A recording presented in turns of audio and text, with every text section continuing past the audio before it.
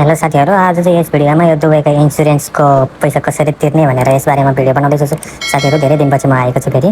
अब सबैभन्दा यो आफ्नो दुबईको अहिले धेरैले त सुनेको होला, अब यो इन्सुरेन्स गरेन भने 400 फाइन आउँछ भनेर सुनेको होला है। अब यसको लागि चाहिँ कसरी तिर्ने भनेर पुरा यस भिडियोमा देखाउँछु, अन्तिमसम्म हेर्नु होला। सबैभन्दा पहिला त आफ्नो गुगलमा जानु होला। गुगलमा गइसकेपछि यहाँ सर्च गर्नु होला ILOE, यसरी तल देखाएको छ यो ILOE इन्सुरेन्स भनेर। यति ओपन गरिसकेपछि यहाँ सुरुमा देखाउँछ यसको वेबसाइट। यसको एप पनि तपाईँहरूले डाउनलोड गर्न सक्नुहुनेछ।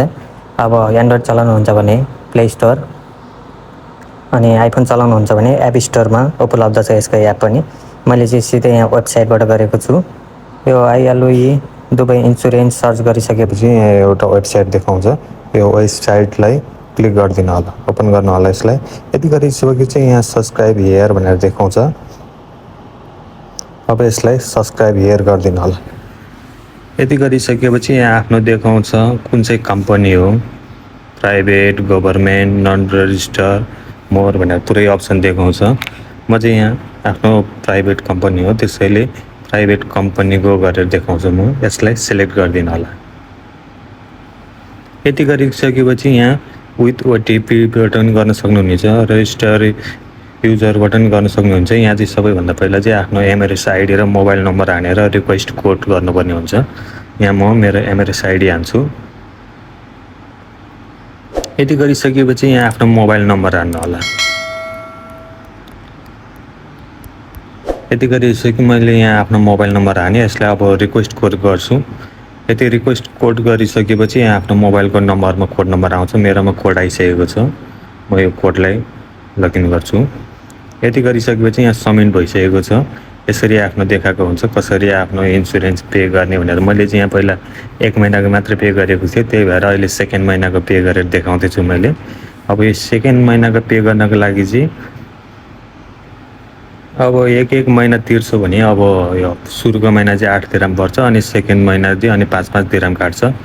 अब एकैचोटि 3 महिनाको तिर्न चाहनुहुन्छ भने अब सुरुको 3 महिनाको चाहिँ 18 दिराम काट्छ, त्यसपछि चाहिँ अब 15 दिराम काट्छ। अब 6 महिनाको गर्नुहुन्छ भने यही अनुसारले छ। अब टोटलमा हामीले तिर्नुपर्ने भने चाहिँ 1 वर्षको चाहिँ हामीले तिर्नुपर्ने हुन्छ 63 दिराम, 63 दिराम तिर्नुपर्ने हुन्छ।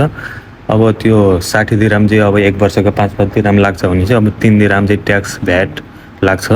टोटल गरेर 63 दिराम तिर्नुपर्ने हुन्छ। अब एकैचोटि तपाईँ 63 दिराम नै तिर्न चाहनुहुन्छ भने पनि तिर्न सक्नुहुनेछ। मैले चाहिँ यहाँ पेयर मन्थ तिर्ने गरेको छु इन्स्टलमेन्टमा। 1 महिनाको पहिला तिरिसकेर अब मैले सेकेन्ड महिनाको तिर्दैछु। अब सेकेन्ड महिनाको मैले यहाँ तिर्न लागेको छु। यसको लागि चाहिँ यहाँ जानु होला पे नाउ भनेर। यसरी पे नाउ गरिसकेपछि अर्को वेबसाइट खुल्छ। यसरी खुलिसकेपछि यहाँ पुरै देखाएको छ, आफूले पढ्न पनि सक्नुहुन्छ। यहाँ एउटा स्यामसङ पेबाट पनि तिर्न सक्नुहुनेछ, एप्पल पेबाट पनि तिर्न सक्नुहुन्छ, नत्र यहाँ तल आफ्नो कार्ड हालेर कार्ड नम्बरहरू सबै हालेर तिर्न सक्नुहुन्छ। यहाँ कार्ड नम्बर भन्ने ठाउँमा कार्ड नम्बर हाल्नु होला। आफ्नो कार्ड कहिले एक्सपायर हुन्छ त्यसको महिना राख्नु होला, अनि त्यहाँबाट कुन सालमा एक्सपायर हुन्छ त्यो राख्नु होला। अनि यहाँ एउटा validity code CVV, CVC, CID देखाएको छ। यसमा चाहिँ आफ्नो कार्डको पछाडिपट्टि भागमा 3वटा नम्बर रहेको हुन्छ, त्यो नम्बर राख्नु होला। यति गरिसकेपछि यहाँ तल पे भन्ने अप्सन छ, पे गरिदिनु होला। म चाहिँ यहाँ एप्पल पेबाट तिर्दैछु, त्यसैले मैले यहाँ एप्पल पेमा क्लिक गर्छु। यति गरिसकेपछि मेरो यहाँ आफ्नो कार्ड खुल्छ, कुन चाहिँ कार्डबाट पेमेन्ट गर्ने भनेर। यति गरिसकेपछि मेरो चाहिँ यहाँ डाइरेक्ट एप्पल पेबाट पे गर्दैछु। अब मैले यसलाई पे गर्छु।